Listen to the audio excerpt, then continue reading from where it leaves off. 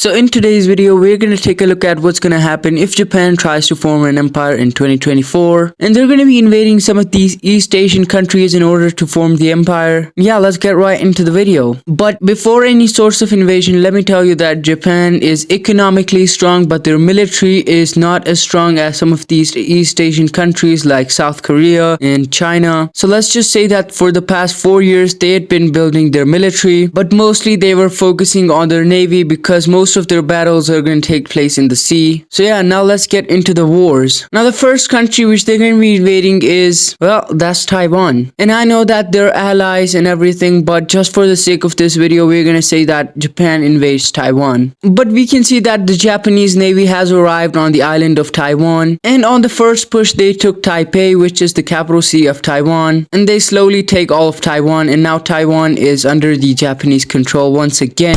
But big old China is not too happy about this. But anyways, the next country which they're going to be invading is the Philippines. Now keep in mind that Philippines is also not a weak country, but against Japan they don't stand a chance for right now because the Japanese were building their military for the past 4 years. So anyways, the Japanese are now getting closer and closer to Manila, which is the capital city of Philippines, and Manila is located somewhere here. But for right now, the Philippines has conscripted a lot of troops, so we can see this stalemate. Anyways, in between this war, they're going to be invading one more country, and that country is Brunei. Well, Brunei doesn't exist, and they invaded Brunei just because they wanted to have a military base over here for any future invasion of Malaysia or maybe Indonesia. But over here in the Philippines, we can see that the Japanese have pushed through Manila and captured the city, and now they're slowly taking all of Philippines. We can see another landing in the south where now the Philippines is fighting a two-front war. This part also surrenders, and now the Philippines gets absolutely devastated by the Japanese until they also go ahead and surrender. And yeah, this is what Japan looks like right now. But anyways, now they've declared war on North Korea, and let's just say that North Korea does not have the nuclear weapons. But even without the nuclear weapons, they're kind of strong. But anyways, we can see a naval landing very close to Pyongyang made by the Japanese Navy, and they almost took the city, but they're now pushed back a little. And now the North Korean dictator is conscripting all of the people in the military. But unfortunately for the North Korean dictator, another landing was made on the east coast of North Korea. But things go from bad to worse for North Korea because now South Korea has joined in on this war. We can see that the South Koreans are now pushing into North Korea, and because of this three-front war, the North Korean dictator has fled to China. But anyways, the Japanese have now taken Pyongyang, and they've connected with their other troops in the east, and now they're taking all of North Korea. But this remainder of North Korea was taken by South Korea. Anyways, let's take a look at this peace treaty. Alright, taking a look at this peace treaty here, we can see that Japan took all of these parts and South Korea took all of this part. But down south in Brunei, the Japanese have successfully made all of their military bases, and now they're ready for a full-scale invasion. And well, they declare war on Malaysia. Keep in mind that there were a lot of troops stationed in Brunei, and the Malaysian army is failing to stop these Japanese troops. This part of Malaysia surrenders, and unfortunately for Malaysia, now they only have this mainland. But at the same time here, we can see that Japan has declared war on South Korea, and the reason was unknown, but they have declared war on South Korea. But for right now, the South Koreans have an upper hand because, well, the Japanese are down here fighting the Malaysians. So we can see that the South Koreans are successfully pushing out all of the Japanese, and now the entirety of North Korea is also under the control of South Korea. But down south in Malaysia, we can finally see a naval landing on the southern part of Malaysia, and after a decisive military campaign, they have now taken Kuala Lumpur, and with the fall of their capital city, Malaysia goes ahead and surrenders. And now Japan is sending all of their troops from Malaysia to North Korea. But before the arrival of these troops, we can see that the South Koreans are now pushing into Japan. This goes extremely well for the South Koreans, and now this part is isolated from the mainland, and it finally goes ahead and surrenders. But now there is a stalemate between the South Koreans and the Japanese. But finally, these troops have arrived from Malaysia, and they took back this from the South Koreans. This island is taken from South Korea, and now we can see a naval landing on the southern coast of South Korea. But they're slowly pushing towards Seoul, which is the capital city of South Korea. But because South Korea is a strong country, the Japanese are having a bad time here. But unfortunately for the South Koreans, the Japanese navy is very strong, and they managed to do another landing on the western coast, and now they're fighting a two-front war with the Japanese. These troops are also now pushing towards Seoul, which is located somewhere here, and now we can see that the South Koreans are losing ground to the Japanese. These troops have now cut off South Korea from this part, and this part is re-liberated, and now the Japanese are fully focused on taking Seoul. And after a decisive military campaign, the Japanese have successfully taken Seoul, and the rest of South Korea just surrenders. And yeah, this is what the Japanese empire is looking like right now. But now they have only 2 countries to invade, and those 2 countries are Vietnam and Burma. And unfortunately for Vietnam, their capital city is located near the coast, and the Japanese Navy has successfully landed on the coast, thus taking the capital city of Vietnam. And due to the fall of their capital city, the Vietnamese are unable to fight back the Japanese, and now the Japanese are slowly taking all of Vietnam, but we can see some kind of stalemate in the south.